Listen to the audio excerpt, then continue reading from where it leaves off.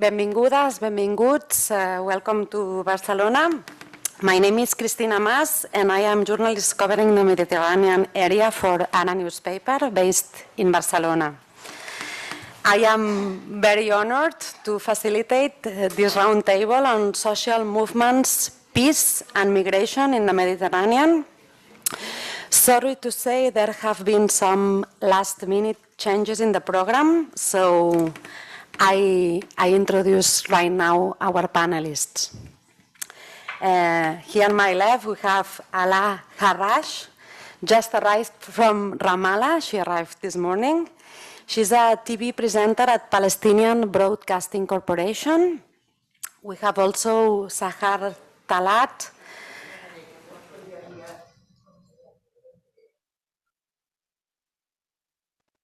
Shall I go ahead? Yes? See? Vale. Sahar Talat, correspondent for several international outlets in Egypt, where she covered the 2011 revolution.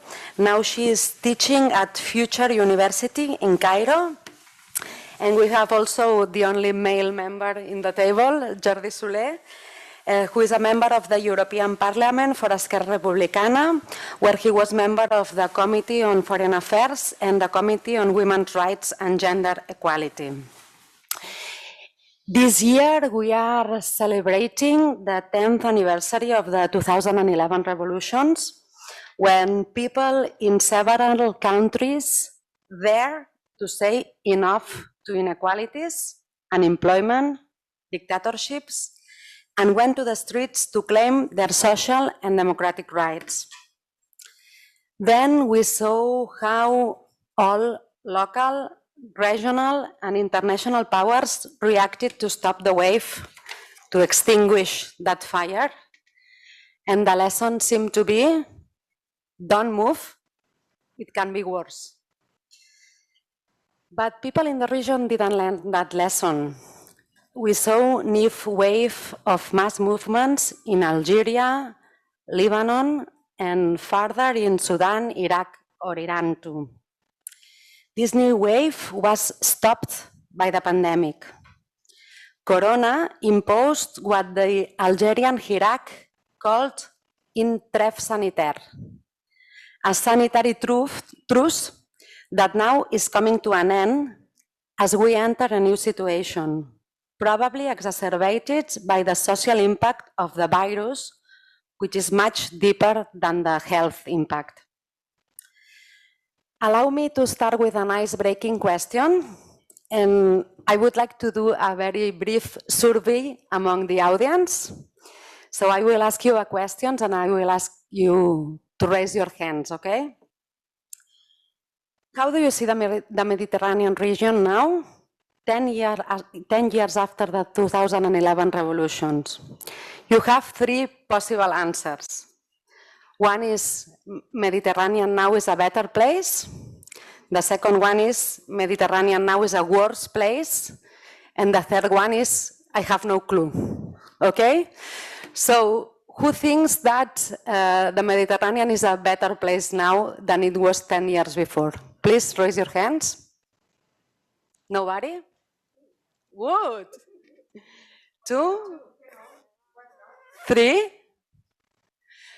Who thinks Mediterranean now is a worse place than it was 10 years ago? Okay. Good. Who has no clue? Okay, me, I mean. So, I give the floor to our panelists. I must start with you, Sahar, because you were in, you know, clear. No, we start with minorities. It's always better than in one sentence. Sahar, in one sentence, how would you describe how is the Mediterranean region now? Mediterranean is the best place for human beings now. We are exposed to see each other clearly without any decoration. Finally, both shores are seeing themselves. Very nice, thank you. Ala, what would you say? I never would say it's a better place. I would say explosive rage, dashed dreams, following the outburst. Sorry, there's a problem with the translation. Could you come closer to the mic, please? It's good now? No? Okay, now it's explosive rage and dashed dreams, following the outburst of hope. The situation descended into profound disappointment. This is the case in most of Arab countries, but the revolution is not over yet, and I think it's unfinished business. We have an unfinished business. We should continue. Jordi, what would you say? Good afternoon, and thanks for inviting me in that debate. I voted that the Mediterranean now is worse than 10 years ago, and I voted this because I think that 10 years ago at least there was hope, and now I think that hope is in a great measure is gone, and it has been replaced by disappointment. And secondly, I would say that the Mediterranean region is a very complex region, and on the southern shore of the Mediterranean, we have countries drifting apart, countries that have practically no relations or very worse, very bad relations between them, and between the south and the north, the southern shore and the northern shore, I think also the distance is growing in many aspects, socio-economic aspects, but also geopolitical aspects. Thank you very much. So the idea of the panel is that both Sahar and Ala will describe their ideas for the whole of the region and for their own countries too. And then we will, Jordi has kindly accepted to be interviewed or interpelled by them. So at the end, they will have some questions specifically for the role of the European Parliament and the European Union. So, Ala, 10 years after this 2011 wave, what is left and what has changed? Actually, you started with a very important question. Is it a better place or a worse place now? This is the normal debates that we are living in. As whether the revolution were this disasters on the Arab region and blocked the state where they erupted to harsh political, economic, and social conditions, or they were inevitable consequences of tyranny and pursuit of change and justice. Either way, despite crushing their first wave, the revolution have not yielded any consequences yet. Proponents of revolution view the first wave of the revolutions as inevitable in the face of tyranny and marginalization. They believe that the revolution delivered many Arab states from the region of dictators, who seized power for decades, a period over which they fostered endemic corruption throughout the state, resulting in further marginalization of a large sector of citizens. Thus, they believe that the eruption of second wave of revolution would be even inevitable given the more close comeback of dictatorship in Arab state. Opponents of revolution believe that the current regime ensures the stability of the countries. I don't know if this is what Sahar think about it, arguing that a look at the reality of Arab peoples is sufficient to reveal the extent to which economic conditions have compared to pre-2011 period, as you know, as the poverty and unemployment rates have soared. They believe that the revolution were nothing more than a political conspiracy And we heard this from the beginning of it. By foreign actors, of course. Thus, they promote the conspiracy theory, arguing that the revolution have paved the way for foreign actors to take over and dominate the revolutions for their own interests. In contrast, the others still believe in change, arguing that the current situation of the most of the Arab countries is most stability, but a case of imposition of de facto situation, though repression and dictatorship, they contend that those revolutions were mainly intended to bring out justice and unfair situation that saw components of economy and wealth only serving certain group, as we know. Such situation enabled the minority in power to promote its interest by the means of money and power, widening the gap between the rich and the poor in the same homeland. And of course, this was the main reason of the revolution, seeking out for justice and freedom. Also, the proponents believe that the revolution made largely positive contribution to the unification of the society, of the, for many countries, as we saw, and presenting amazing experience in collective grassroots. This is where and happened in the beginning of the revolution, when we used to call it a spring, an Arab Spring. Now we may call it a fall or winter. So action and bringing together the forces of societies with different affiliations and denominations in rejection of any tyranny and seeking change for the better. Initially, the revolution offered inspiring models, of course, as we say. However, after that, after 5 years, chaos quickly broke out. And this is what we're living in after a decade, breaking the revolution spirit of questioning its intentions. And that's what happened when they questioned the intentions of the revolutionaries to serve interests and ambition and agendas of various actors, like many countries in the region, and also, of course, many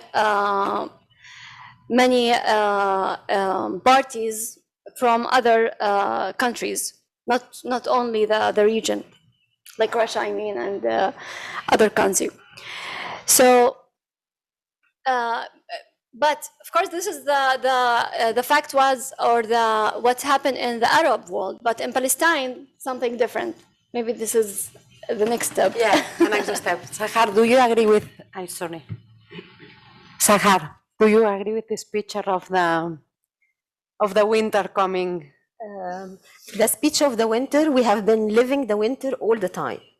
And actually, it's about time to change this winter. The main idea of change is coming from the youth. We have to know that the youth in the Arab world, they are more than 65% of the population. It means that these people, they have to look for their future, and it's obligatory to look for this future. If we are going to all the time to recall and repeat the same narrative of we have dictatorship, we have problems, we have chaos, and so on, we won't find any future for them. And I'm so sorry, with my students at the university, we do work, and we do work hard to create our future, and the creativity is coming out from there, and they are prepared for this. I'm just telling you this because of the new technology, because of the social networks, because of the connectivity that we do have here. We are creating now, and the Zoom meetings, all our meetings, or our virtual reality, it is becoming now a reality. And the offline society is online. And now we are online and offline at the same time. It means that everyone is participating with us. Either we want or we don't want. So this is what we should know. Politicians should know this. The voices of these people has to be heard. Not only heard, they have to, it's a de facto. It has to be, it's a new status quo. And if the politicians in the whole Mediterranean, they don't want to hear this, they will hear it by their ways. And the new future, and I'm telling you that because you have to be prepared for the new generation who has now maybe 12 years to 15 years. Those are very well prepared technologically. And actually, they will completely eliminate the old ideologies and the old ideas. If we are not prepared for them, they will overcome us. So my idea that the Mediterranean is better, yes, it's better. Why? Because we are now dealing with the problems as they are. There is no dissimulation. There is no time for this. Time is running now, as you are seeing now. The pandemic is helping us a lot. It's not a complication for us. On the contrary, the pandemic is helping us to get to know better. And actually, if we are living now here in Spain, so you know what is happening for the people who are infected in Brazil, the people who are infected in South Korea, in China, in Europe, in any place in Europe. We have our passport now. This passport is the passport for the future. It's not only the passport for the infection. We don't have to think about the world is infected. The world is not infected. The world is us. If we are not saving the world, I'm telling you that the climate change will devastate us completely. And this is my statement. It's very nice to hear these words from someone who is coming from Cairo. So it's the first time I see this kind of a speech. I heard this kind of a speech again.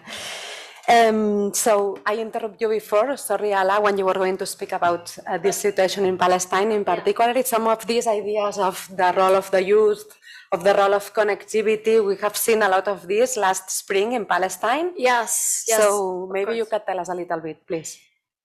Yes, of course. While Arab states have been witnessing revolutions and demonstrations, the Palestinians have been witnessing a board youth mobilization. Since March 2011, such a mobilization has found expression in a creation of many virtual or internet-based groups or the organization of national field events. For example, the youth mobilization for ending the intra-Palestinian division manifested in demonstration and sit-ins throughout the occupied territories to pressure the Fatah and Hamas leadership into ending the division. The protests were driven by various political, economic, living, and social motives. The political division has persisted between the two Palestinian factions since 2007. So efforts, of course, and agreements were made. Many efforts were made to end this Palestinian division, but none has succeeded in ending it. Ever since then, presidential or parliamentary elections have not been held since 2007. Just like it is in the case of Arab revolutions, many voices questioned the intentions of mobilization of the Palestinians youth, because they also want freedom, because they suffer from the Israeli occupation and poverty and unemployment. And this situation calls for migration. Of course, with regards to migration, the Palestinian people have suffered from migration, forced migration actually, due to the Israeli occupation in 1948. The impacts of forced migration of Palestinian people are still noticeable at the political, economic, and social level, facing a tragic situation.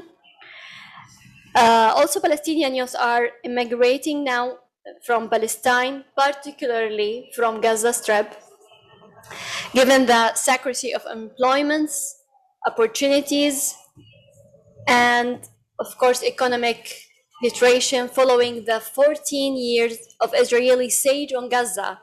The situation was exacerbated by the Israeli occupation attacks on Gaza on 2008, 2012, and 2020. Last May 2021, which claimed lives and injured thousands and brought the poverty and employment rates to record levels with no prospects for improvement of the situation. Nevertheless, Palestinian youth have proven their ability to have impact and make change on the ground, as well as they build national unity among Palestinians across the West Bank, across Gaza, and of course the territories occupied in 1948, and the Sabora in sheer struggle following the Sheikh Jarrah, and of course now Beta, and what happened in Sheikh Jarrah as an ethnic cleanser from the Israeli occupation. So youth, they have offered hope for ability to make change and have impact on the ground. I think this hope, this is the same hope that we have been given from the Arab youth in the beginning. And I, Amala, Azala, I still believe in this hope. I still believe in there is much to do. But I don't believe as Sahar, and I think this is a very controversial point, that the situation now is better than before. It's just before 2011. The reality now, it's the same, that the reality and the things that Arab people and Arab countries were facing and seeking for justice and freedom. Thank you, Ala. So, what are the main threats for the region now, in your view, Sahar? Terrorism. Terrorism is the most dangerous threat for the whole region, north and south of the Mediterranean. Ala, what would you say? I think it's all about intervention and taking over and dominated the youth. And this is our fortune, the youth, what they do. So all these various factors from outsider and taking over the revolutions or trying to divide it or keep the de facto in Palestine, the Palestinian division still as it's since 2007, for other people's interest, for other parties' interest, outsider interest for their agenda. I think this is the main threats for us as Palestinians. Mm-hmm. And I think also it's the main threat also for the Arab world, Arab countries. Mm-hmm. Okay. There are lots of figures that show how Mediterranean has become the most unequal border of the world.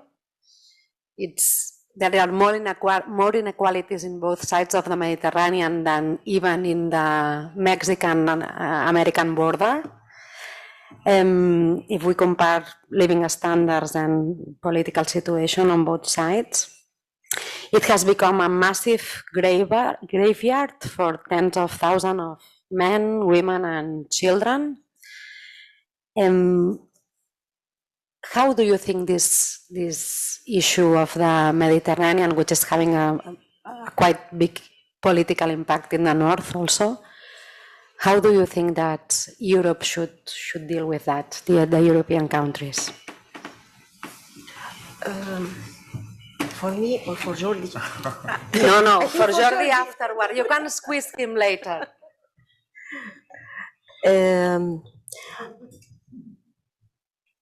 What do you mean about the European countries?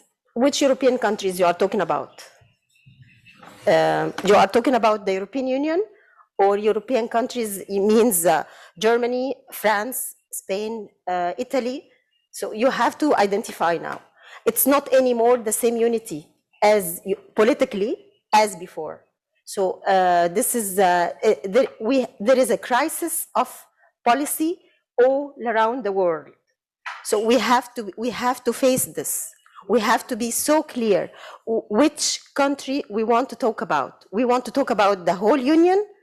Is the whole union is in agreement about the whole policies that you are doing, or I have lots of questions regarding this. So what do you mean about that? So do they have responsibilities?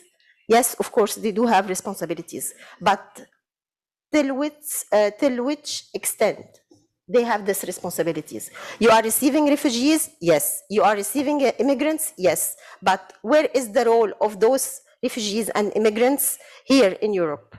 We want to see it. We don't see it there in our countries. There are now, this inequality is existing everywhere. Here in Europe, you have inequalities. There we are used to this inequality, so it's nothing new for us to see these inequalities. But we need a new perspective regarding the importance of the human being, the importance of the political relations, regarding the identification of us. We have been in the last session, they have been talking about how families, they are selling their girls to get married. So human trafficking, what we are doing, where are the policies to stop this human trafficking? Markets are everywhere. So where are the policies? So if you are talking about who is deciding, we don't know now who is deciding. Depends on the days. Actually, it's a very complicated situation and a very complicated question. When we have, as a human being, we have this human crisis, I think everyone should take a role, take a responsibility of it. Because we can't just stand facing this crisis without doing anything. So as long as the EU have resources and the EU is part of this Mediterranean or the shores,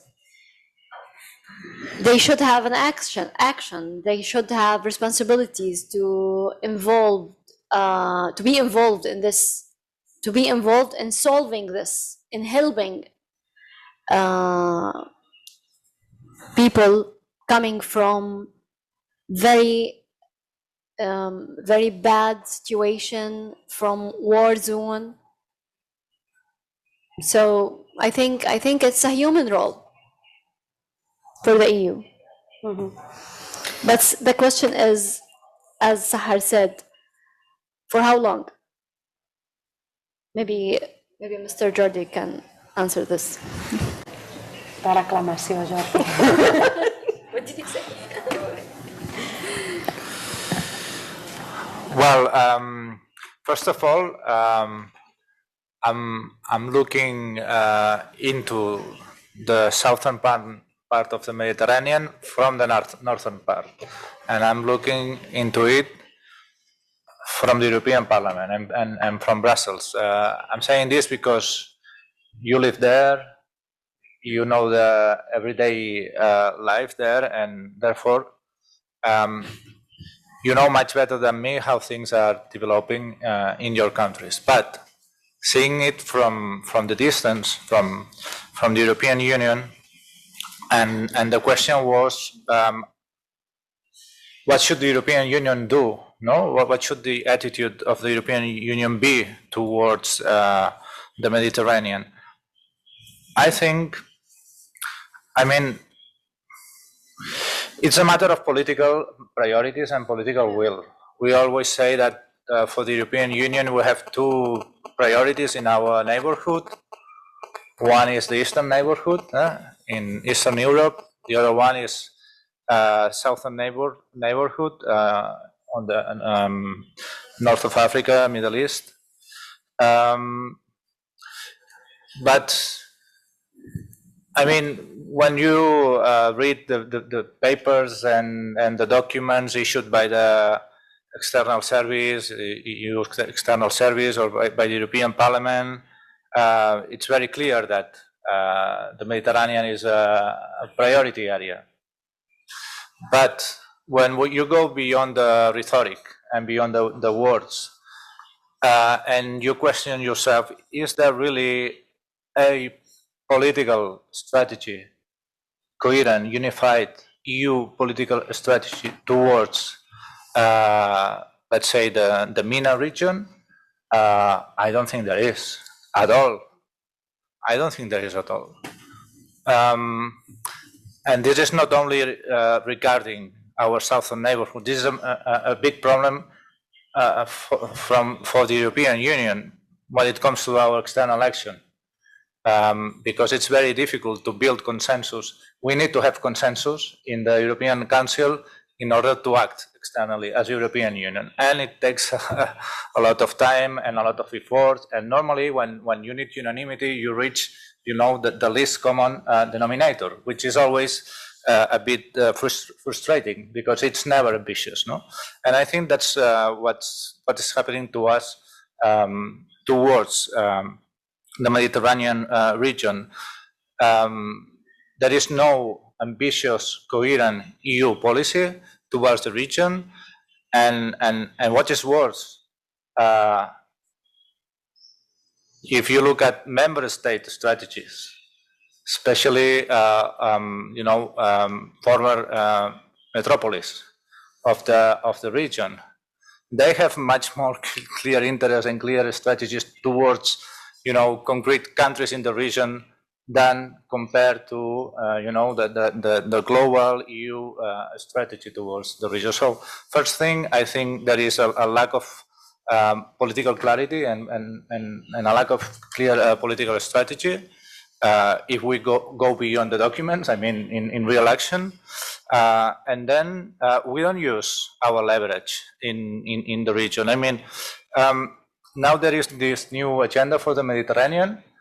It was approved some months ago. It includes an economic and investment plan for the region for the period 2021-2027.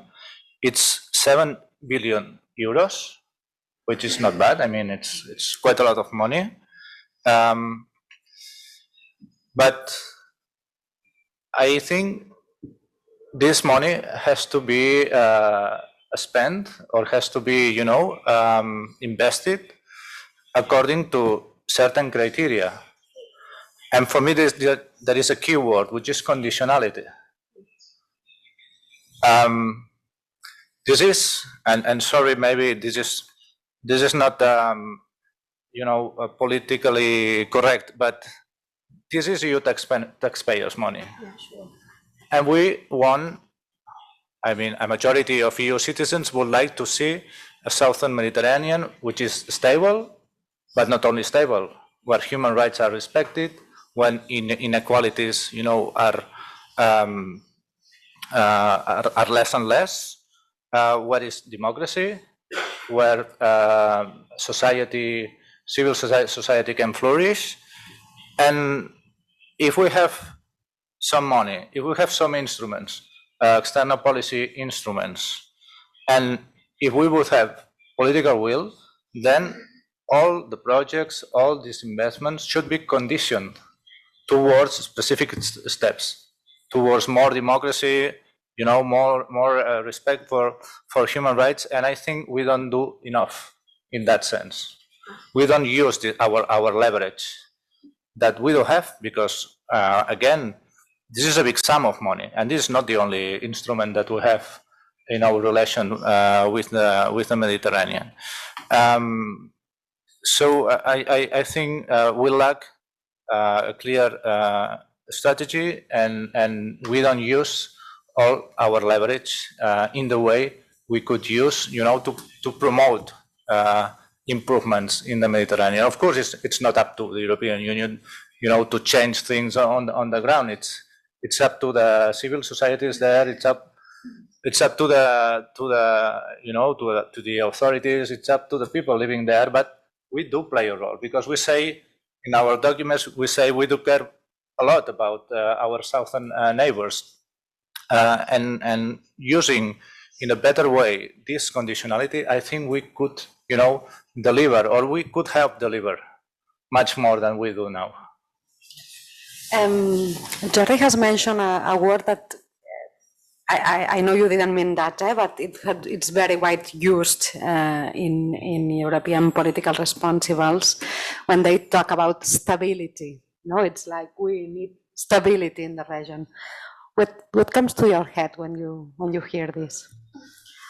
For me, stability means social development.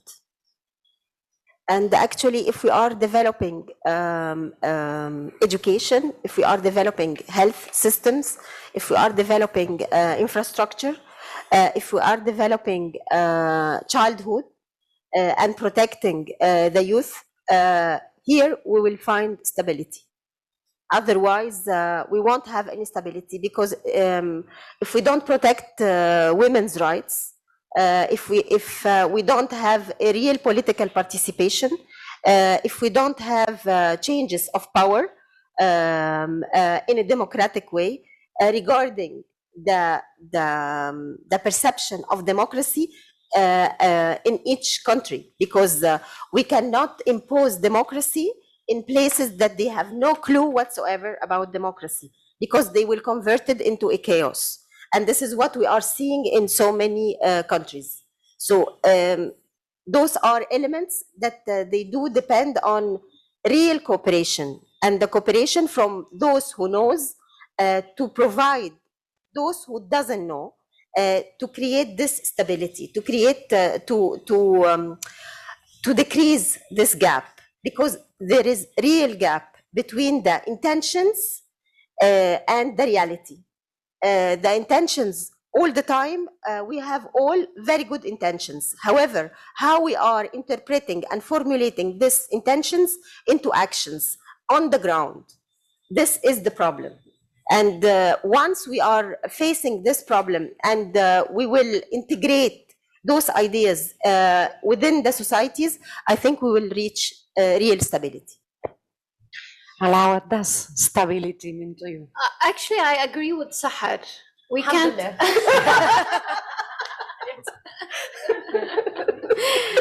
Yeah, no, I agree with you in this. Because we can't have stability without good learning system, good health system, and a good economic justice. We dream about this. We dream about freedom of speech. We can't have stability without all these things that we fight for from the beginning. When we have, I think, let's say 70 or even 600% of these things, we can call our countries stable.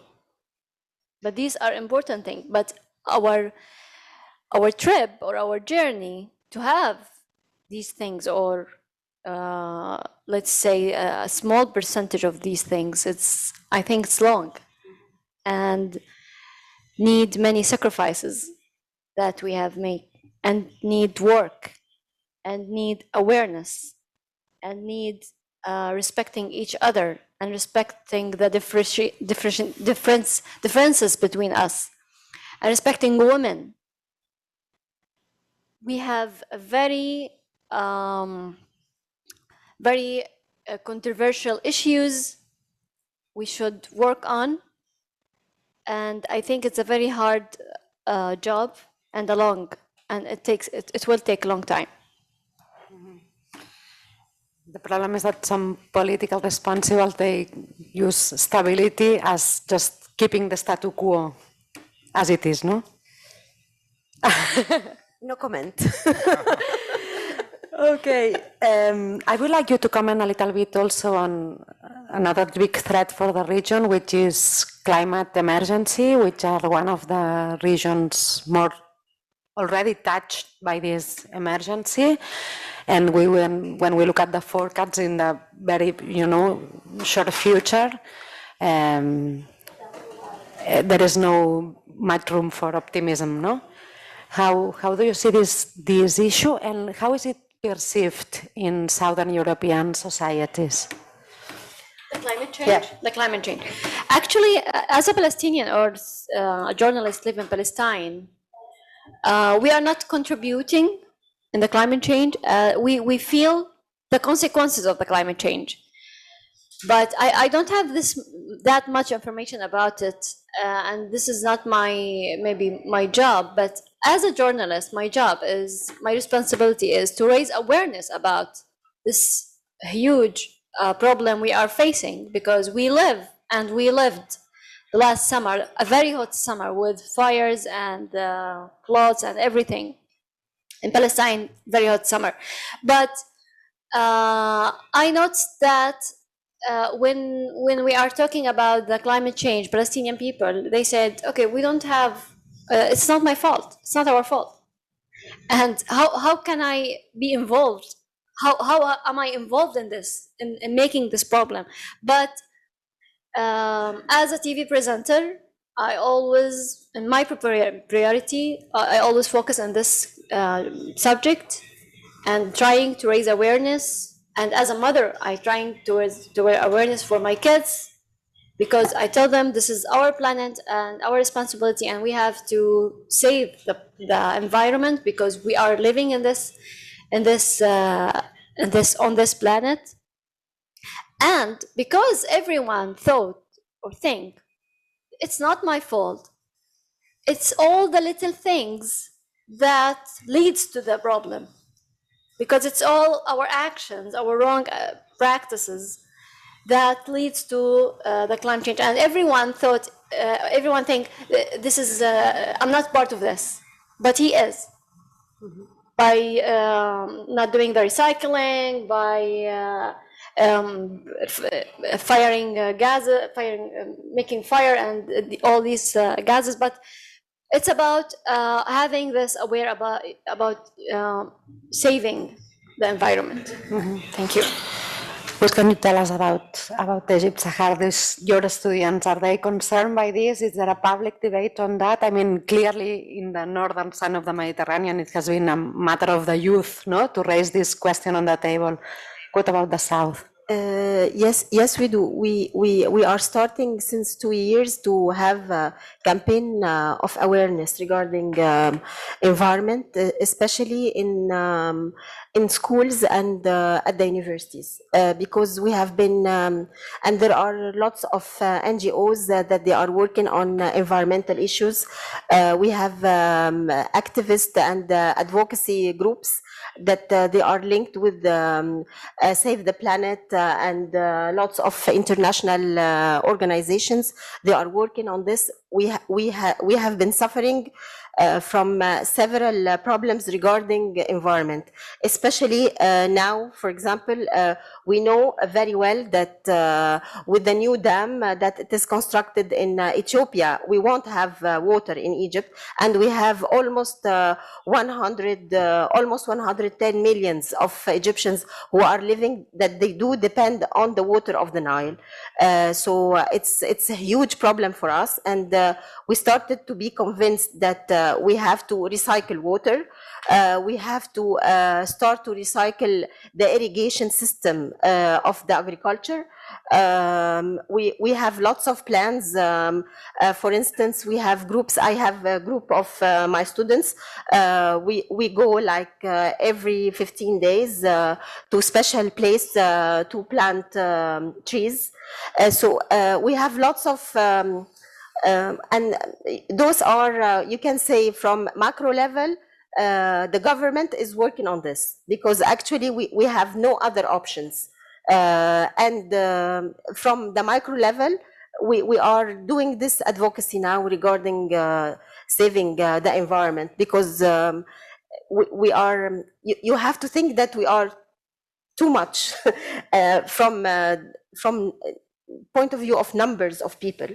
And if you have to think, for example, if we are going to use the buses or the public transportation, in one bus we can have more than 100 persons in one bus. So now what we are working on, we want to work on the idea of public transportation to less use our private cars, to find the new ways to help ourselves to live, because otherwise, but still until now we have so many people that they are cutting trees in the streets. I'm especially me, you know, whenever I'm going to see anyone who's cutting any tree, I go and I yell to them, and I start to convince them that it's our life. You are cutting our life. You are cutting our respiratory system, and but we need more advocacy.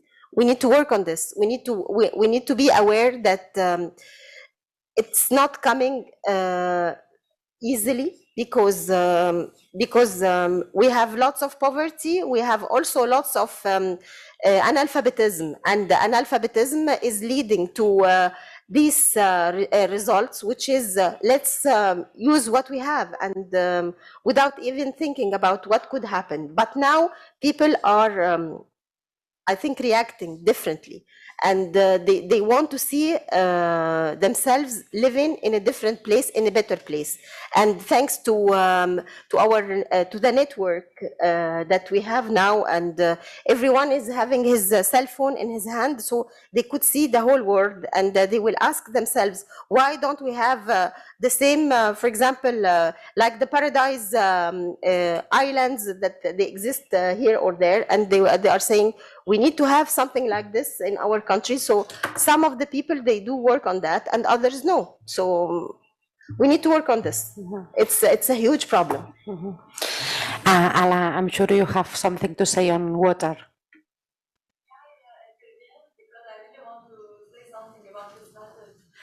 Okay, yes, please feel free. We're talking about a lot of things, and we will do the topics. Okay. First of all, I am very happy to be here. My name is Karina. I work for the IEMED. I'm Lebanese, originally Armenian, and it's the first time that I attend an honest conference, let's say. Thank you so much for openly talking about what goes on in your countries, and also for you, Mr. Soleh. There are many things that I want to say. I will go through them quickly, but first of all, about climate change. It's true that it is a personal effort that we need to make, but also we need to remember that the big corporations are the main responsible for the climate change. No matter how much we try to recycle, use private transportation, it's never enough. So what we need to do is to lobby governments and lobby big companies, corporations. So really, it's a big burden. We keep telling ourselves that we need to do something about it, but it's really bigger than us. And about the stability, Mr. Soleh, I think the way for southern neighborhood to have stability is for the European Union to share our burden. Because me, as a Lebanese, 1 out of 3 people in my country are Syrian refugees. Apart from that, we have Iraqi refugees, we have Palestinians, and also Armenians long time ago. So we have a lot of refugees, and when we were in this crisis, we did not receive help as we expected. Of course, we received money to implement projects for refugees, and I worked in NGOs, but that's not the end solution. We suddenly saw many countries like Hungary and many others who started closing their borders. So this is a way for us to have stability, to share our burden, because it's not only our problem, it's the planet's problem. And the threat of our region is terrorism, of course, but it's lack of our unity, because if Arab states unite, I know that we come from very different cultures. Here I am Lebanese, so I'm not that, I never had the opportunity to meet Algerians, like Maghreb region Arabs. Here I am getting to know them, and I'm realizing how different we are. And that's okay, that's all right. The way European Union countries are different. if you go to Spain and then you meet someone from Estonia, for example, I feel closer to Spanish people than I think they feel with Estonians, for example.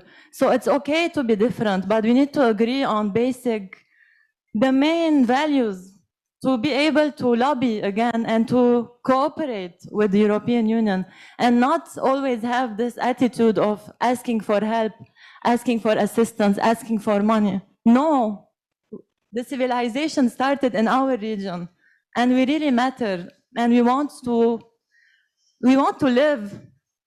I'm having a great life here in Spain, and while most of my friends in Lebanon, they're leaving the country, they are living in misery. We don't have electricity. We don't have the things that you wouldn't really imagine. And I know Allah and Sahar, you understand what I'm saying. So thank you for this opportunity. Sorry, I spoke a lot, but really I'm enjoying a lot the conversation. So, gracias. Thank you very much. So, one more question, and then I give the floor to the audience.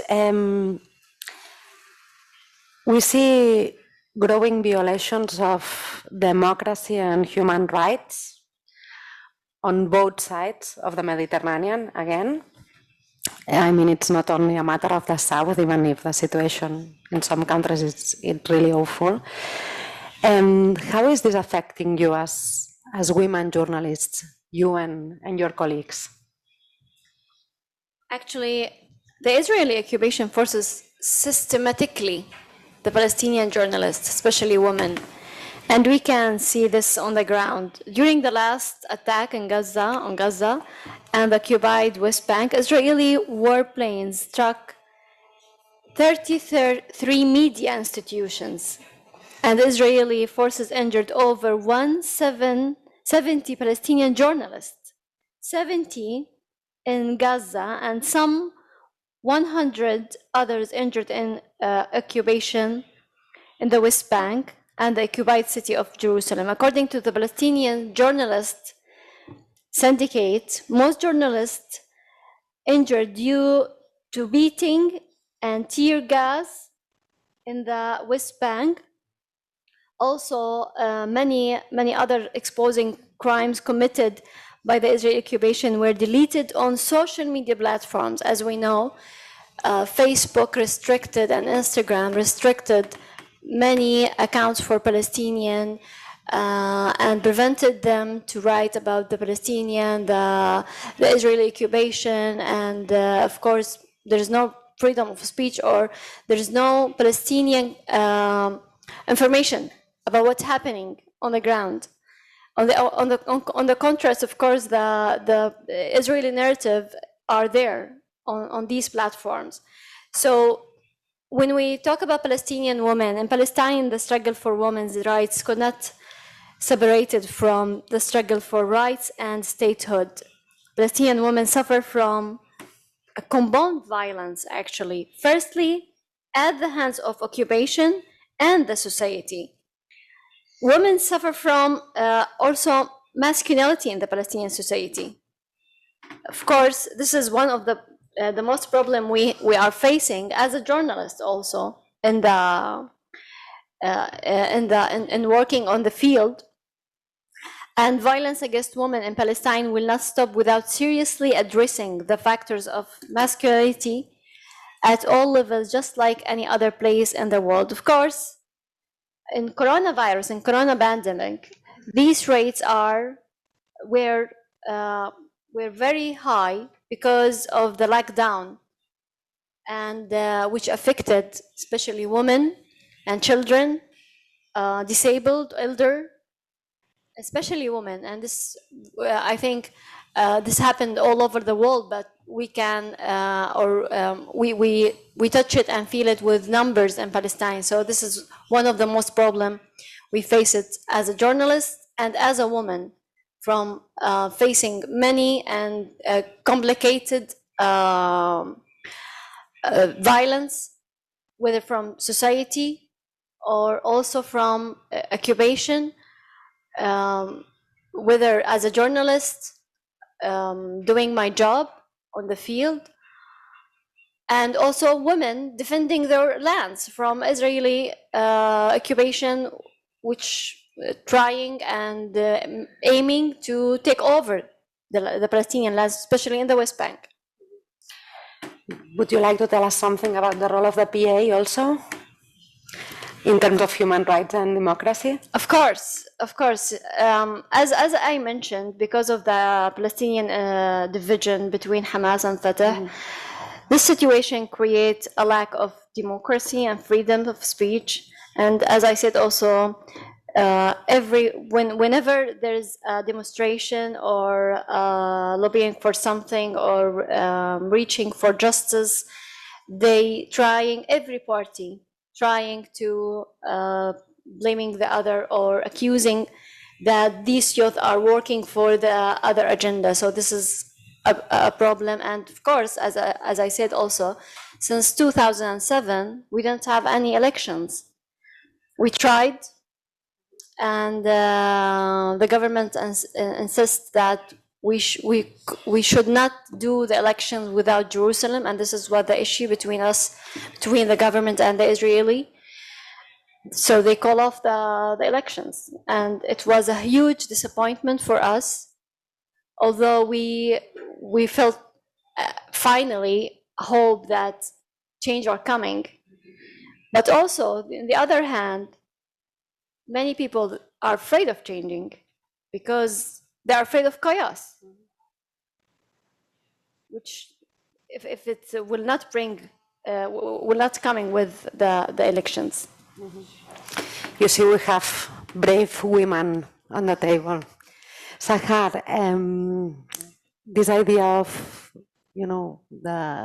the respect of human rights and democracy, you yourself were under threat.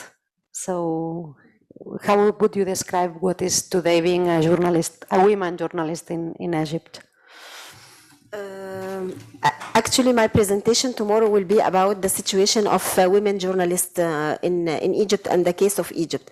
But I will give you a brief idea about what is the meaning of democratic process, because we have been living the so-called democratic process after the revolution. The end of the democratic process that we had, it was going and voting, and we knew the meaning of voting. This is number one, or stage one of stability, social stability. But number two, the result of our choices, you can say that did not reach the expectations, especially when we got the Muslim brothers in power. And this was a huge fiasco that we had during this time. And women, they were exposed to be in danger during this time. And actually, the women were working so hard to kick this regime out. And I wanted to make it clear for everyone. After this, we are in a process of transitional political system, if we can call it this way. Believe it or not, so many people, especially today, they were asking me about how and the image and Egypt and so on. Actually, what we have now, there is no link of knowledge. We don't have continuity of following the news. The problem of the media now, we start with one topic and then we never continue with the same topic. After 10 years, now we are at the same point. What happened? What is the Primavera Árabe, the Arab Spring, and so on? No one is asking the question, how these countries, how these societies are changing. This is the main question. How the policies in these countries are changing. Where are the real people who have been participating during these events and where they are now? is there any future for this, or we are still talking in the same circle, saying the same blah, blah, blah, blah, blah, and we never go forward? That's why I think everything is related to education. Everything is related to establishing political systems that they are based on democratic process, of course, but not only elections. Democratic process means political participation, real political participation. Since infants, the small kids, they should know what is the meaning of I have an opinion and I want to present my opinion in front of everyone. And this is what we don't have in our education. And we don't have it in our culture. We have to work on this. We have to work on bridging more understanding, bridging more exchange of knowledge from both shores. As I said before, we need more training. For instance, who is training us? No one is training. So and the people you are receiving immigrants here. How many times did you ask if these people have been exposed to any knowledge? Knowledge. I don't mean being at schools or not, because there is a big difference between knowledge and getting an education, normal education at schools. So now the world is more. It's a global village, as we said, and we have to apply this global village really. We don't have to build walls and walls and walls and walls, and we say that those are very far, we don't know about them. No, not anymore, not anymore. This is my beliefs, and I believe that we need to work more and harder. We need to create real policies, not policies because we are decorating the policies, or we want to have a big sign of democracy here, democracy there, ta ta ta ta. And then after this, people, they have no clue whatsoever about democracy. We need to have this integrated democracy within the society, because the moment they will know what is the meaning of democracy in their societies, they won't go in the Mediterranean Sea, they won't die in the Mediterranean Sea. And also, they will have possibilities, because they will know that they do have development in their places where they can develop themselves, whatever they are and whoever they are. But we don't have this, we don't have this.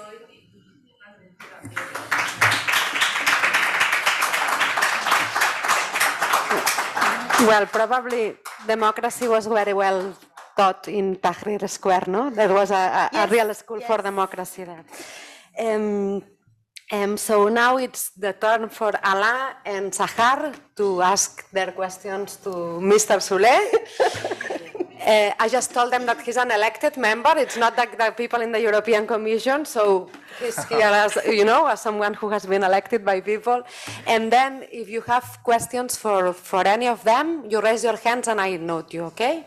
Okay. So, my question is about the climate change, because we have the girl here pointed to something very important, that it's a fact that we have a role, but the main role is about the industry and the factories, which is they only care about money. So I think in order to solve this problem, or to contribute solving this problem, there should be a political will, a political procedures from parliaments, from high decision makers, to force these capitalism system to stop doing this, to stop damaging the planet or the environment. Well, there was a study released some months ago on the effects of climate change on the Mediterranean region, and the conclusion was the Mediterranean region will be globally the most affected region by global change. So that means it will affect on the socio-economic reality of the Mediterranean in a bad direction, And that means we have to take it very, very seriously. Of course, this is a global phenomenon, but the translation of the consequences is different according to different regions in the world, and the Mediterranean will be the most affected by a number of phenomena. Secondly, yes, of course, industry is one of the let's say one of the sectors that most contributes to the climate change. But the biggest contributor to the climate change is the transport. I mean, when we are driving by a diesel car or petrol car, the classical means of transport, the transport is a sector that most contributes to climate change. I'm saying this because we need to have a global approach on that, and it's not only that we have to change the way industry works and the economy works and the business work. Everyone has has something to do to tackle the effects of climate change. Of course, you cannot put the burden on a let's say normal citizen. And not saying anything about global corporations, and it's not the way that has to be approached. But the responsibility lies on the big polluters. Probably our economic system intrinsically, has developed an economic way very much related to fossil fuels, and this has to be changed. But it's also a matter of attitude. We have to be we have to be conscious. We have to be we have to have it very clear that everyone has his or her own responsibility, even if it's a very little one. And but about the transportation, because you said it's also the main in the European Union, at least, is the main sector. Yeah, but this leads us back to oil company, and also to the political will as to support the electric cars, maybe because they killed the electric car because the oil company was losing, or they don't want to lose.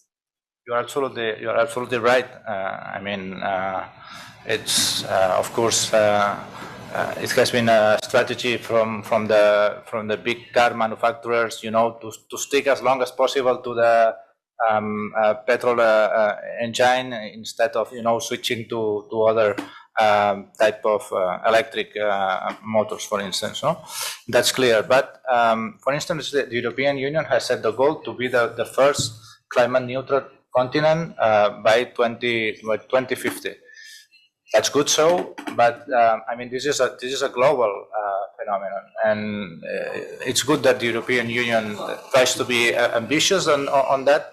But what happens if only the European Union, sets ambitious goals, and the rest of the world lags behind? That wouldn't be effective in order to tackle a phenomenon which is global. Now, I think we have to have a global policy on that. That's why the ongoing, COP conference in Glasgow is so important. We need the commitment of every government on Earth, and of course the contribution will have to be different because there are countries that are much more polluters than others. But we need a global engagement on that. And I think particularly the south of the Mediterranean can play a big role in accelerating the energy transition, because at the end of the day there is much sun in countries like Egypt or in the Sahara, and there are already some strategies where investments can be done in Egypt, in Morocco, in Algeria, in other countries where renewable energy can be developed, and then it can be probably distributed to other places. But if this is the case, there has some revenues that have to stay there in the places where the energy will be generated, and it has to be positive for the people living there, because otherwise we will make the same mistake as usual, like for instance with oil, no? With the revenues of oil. This energy transition has to be a chance for these countries to develop. Some revenues have to stay there, and then it can play a contribution in the fight against climate change. But this is a very serious matter, because we are talking more and more about climate refugees. We don't only have refugees that that they have to flee because there is war, there is a military conflict. Many of them have to run away because they are victims of natural disasters, and that will happen more and more often. So that's another reason why we have to have a global agenda involving everyone in tackling this very serious issue. Okay, before Sahar makes her questions for Jordi, I have one question there, another one there. Anyone else in the ocean? Another one? Because it's only 15 minutes left. Anyone else wants to ask a question for the panelists? No? Okay, Sahar, your turn for Jordi. No, at the end. No. You will have one last word after. My question is very brief. What is the future vision of the European Parliament towards the Mediterranean? Towards, sorry? The Mediterranean. The future vision. I mean, this is not an easy question, because there isn't, as I was saying before, there isn't a single vision on the Mediterranean. And when you look at the practical steps we take, you see that there is not a single way to have relations and to have a vision for the Mediterranean. I would say that for me, my optimal vision towards the Mediterranean should be we have to regard the Mediterranean, the southern shore of the Mediterranean, as a partner in tackling these global challenges, these global issues, but also at the same time we have to be demanding to the government, especially to the governments, that there are some things that have to change. Okay. There are some things on the place related to inequalities, related to democracy, related to human rights that they have to change. And by this, I think we can see each other as real partners in working together in order to face common challenges. And I agree with you when you mentioned the issue of refugees and the need for the European Union also to take our burden. And I don't agree with the way the European Union, for instance, managed or tackled the issue about the Syrian refugees, because you have Lebanon is the country in the world with the highest rate of refugees according to the population. But then next door you have Turkey with 3 million refugees coming from Syria, and the policy of the European Union has been to externalize the problem. And meanwhile, we have been, when I say we, I mean the governments, European governments, they have been talking for ages about the need, to have solidarity between member states, to have quotas. So when refugees come to the European Union, they don't have to stay, in the places where they arrive. The other states, the other member states have to be,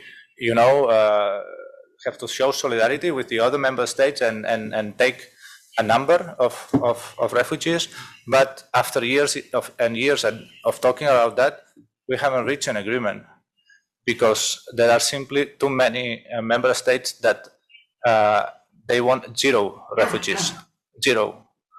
And I think this is not the way of taking the burden, as you said.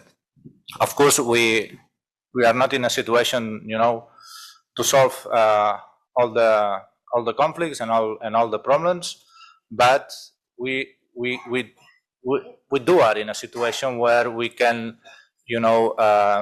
bring much more and make a bigger effort. And this is, unfortunately, this has not been the case so far. There is no common EU policy on migration and asylum, and I'm not very optimistic about that when I see,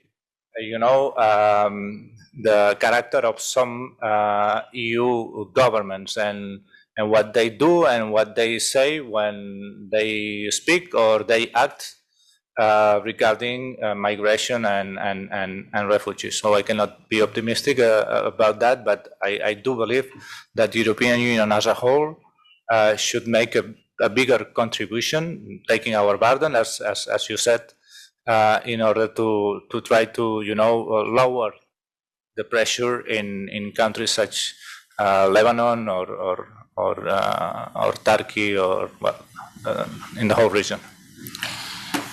I am sorry, but I cannot stay quiet. I'm just the facilitator here. But migration is like my issue. So, and I would ask, at least when we speak about Europe, to erase the word burden when we speak about people, because what we have seen, it's not the situation in Lebanon, but refugees are a source of richness for Europe, clearly, from all the point of view. So I would like to make this comment to try to change the vocabulary at least. Okay, I have one question here, another one there, and the third one then. We will pick up the 3 questions together, and then you can come with your final word, okay? Thank you very much. Here, please.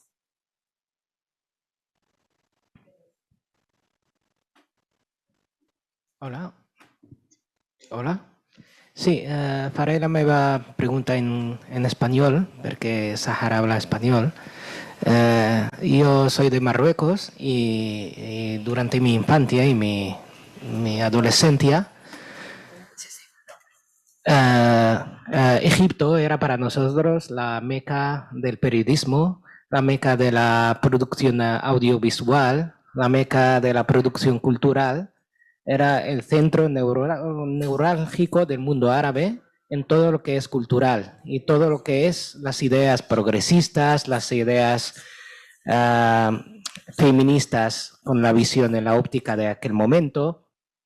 Y si vemos, por ejemplo, la producción cinematográfica y el periodismo egipcio en los años 30, en los años 40, en los años 50, parece que estamos hablando de otro planeta en comparación con hoy en día en Egipto. Yo me quedé sorprendido cómo se ha degradado el periodismo en Egipto hasta un punto que yo me quedo sorprendido por los comentarios que se hacen. Por ejemplo, he seguido un poco la cobertura de los medios de comunicación egipcios del festival El Gona. El festival es un festival de cine de Egipto y tanto en los medios de comunicación públicos como en privados, los únicos comentarios que se hacían es cómo están vestidas las mujeres y hubo incitación en directo de periodistas en el plató de presentadores para acosar a mujeres, a actrices y a periodistas en directo. Les pregunta a los reporteros si habéis toqueteado a las mujeres.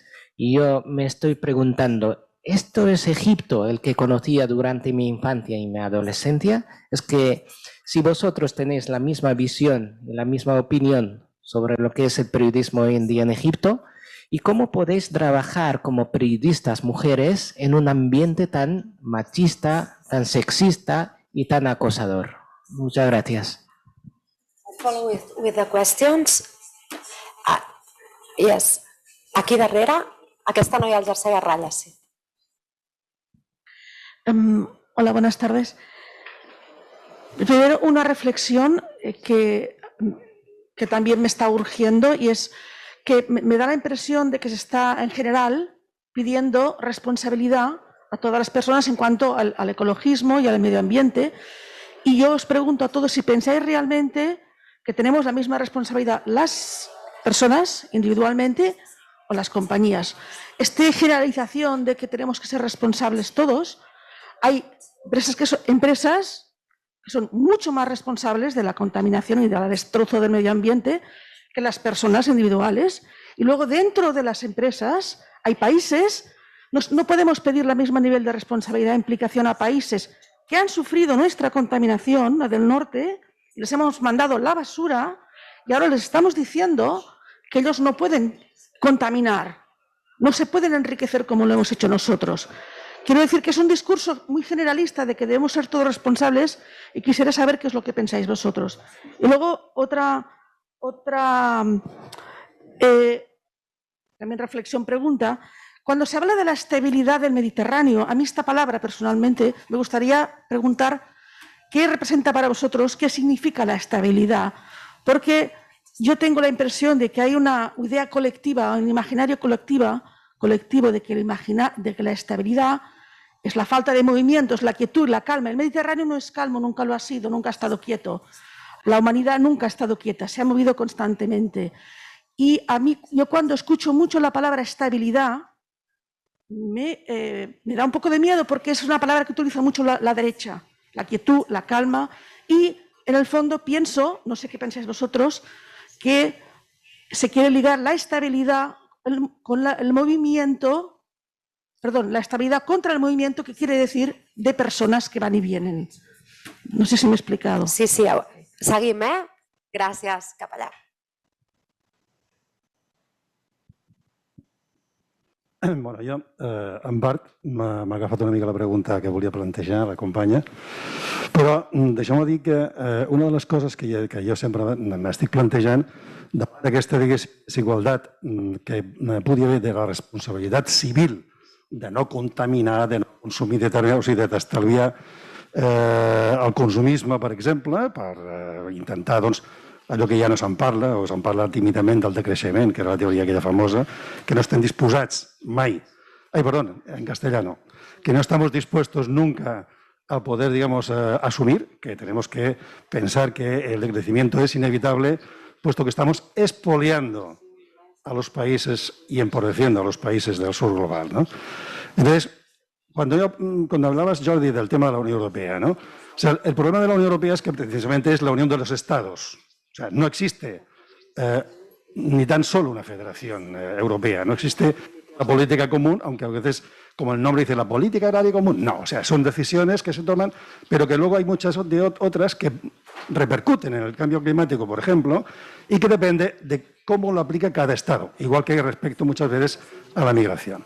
Entonces, quería decir también que el hecho de que, como decía la compañera, el hecho de que los estados del sur de la Mediterránea o del sur global, hablando globalmente, que siguen siendo el granero del norte global. Entonces, mientras el norte global van encabezando las empresas, que son las grandes multinacionales las que, perdoneo, pero mandan en la política. O sea, cuando va una expedición de un político a visitar una cuestión comercial con otro país, delante van todas las principales empresas de ese país, porque son las que tienen que asegurar que habrá unas inversiones o intercambio. Entonces, estamos en manos de esto, ¿no? De que las grandes empresas tienen mayor responsabilidad y no eliminaremos los plásticos, porque las grandes empresas que producen los plásticos siguen queriendo y no hay manera de hacer leyes que las prohíben, porque habría una crisis enorme para muchas empresas. Y acabo, Cristina, solamente decir el tema de cuando hablamos, digamos, del ahorro energético, que ahora, por ejemplo, los agoreros están hablando de una crisis bestial energética, en cuanto a la polución, digamos, del CO2, de los transportes y demás, pensemos que no podemos apostar ahora por el coche eléctrico y demás, porque el litio se acaba y el cobalto también. O sea que hay que diversificar y, sobre todo, disminuir y dejar ya de viajes astronómicos por todo el continente, ¿no? Es una cuestión que me quería desahogar el tema de la diversificación en el consumo y en el ahorro al consumo. Gracias. So one final word, 2 minutes each. Who wants to start? Regarding the first question, you have been mentioning the culture of Egypt and how it was so big and so on. The culture is still big, but the application of the culture is different. I mean that during so many years we have been exposed to radicalism and Wahhabism ideology in Egypt that had changed the roots of the society and of the free culture perspective. So this is the result of years of depression and years of segregation and separation among gender in Egypt. And actually, I'm seeing this as very normal because it's an I really I love when I see something like this, because for the very first time Egyptian actresses they are doing on purpose in getting dresses that they are as any other actress in the whole world. And this is a movement, and I'm seeing this as a movement. And this is the problem of the Egyptian man, who doesn't want to see the reality and who doesn't want to see that women are changing, and they will be changing all the time. And regarding the, I hope I covered your question. And regarding the environment, there are, of course, responsibility from all parts, not only from the parts of the multinationals nor the governments, but also from the citizens. Because if we are creating this strong lobby and we are lobbying against the governments and the multinationals, we will be able to reach a good, comfortable, at least saving a little bit our planet, because it's already under threat. Jordi. I think I will answer in English because Ala had some issues with the translation. Yes, of course. When it comes to the contribution to the climate change, it's clear that it's not the same when we talk about individual citizens that when we talk about big corporations, transnational corporations, and so on. There is no question about that, and they have to, bring much more to the fight against climate change that what maybe we as individual citizens can bring. But what I was trying to say was that when fighting against climate change, or when facing climate change, everyone has the opportunity to contribute to that, and I think we have to be, very conscious about that, because it's about habits of consumption. It's about the way we move, or about what we eat, and the things we buy, for instance. But of course, there are some stakeholders that have much more responsibility than others, and the same happens when it comes to countries or regions of the world. But without a global strategy, fighting against global issues only, by bits, by pieces, only focusing on specific regions of the world, I mean, it's not the most efficient thing in the world. That's what I was trying to say. And on stability, I think no country in the world can have a stability with social inequalities, where human rights are not respected. That is false stability. That is imposed stability. There will never be stability in any country of the world with huge inequalities, and where people, are not free to say whatever they want, or journalists are not free to report on whatever they want in the way they want. If that's a stability, that is a false stability. But I do think there can be change within stability. When I mentioned that the European Union, I was telling about what the European Union says about the southern neighborhood, and they speak a lot about stability. But I think there can be change within stability. maybe not a radical change from one day to another, but progressive change. And stability also means that countries do not fall apart from one day to another.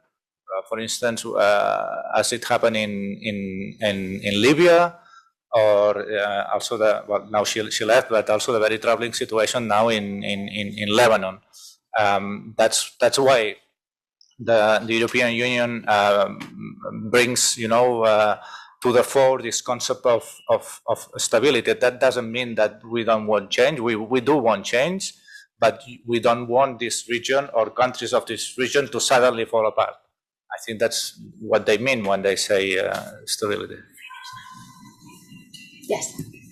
Final word from Ala.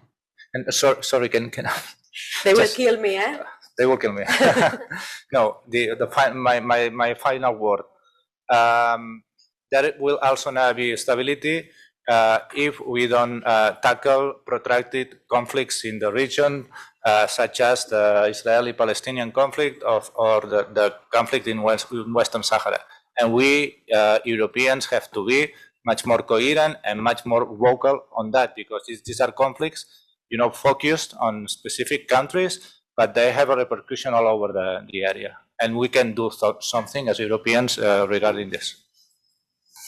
My final words about the youth, the people who started the revolution, the first one, the Yasmin, the Jasmine revolution in Tunisia, because we wanted to change, and I think our work not finished yet. I believe that the women and youth have the capacity and strength to withstand and look towards making change, and consider that strength and decision maker at different levels, and view women as decision makers in many levels, in spite of many factors militating against youth and people and women's empowerment and gender equality, in addition to the exclusion of the youth from participation.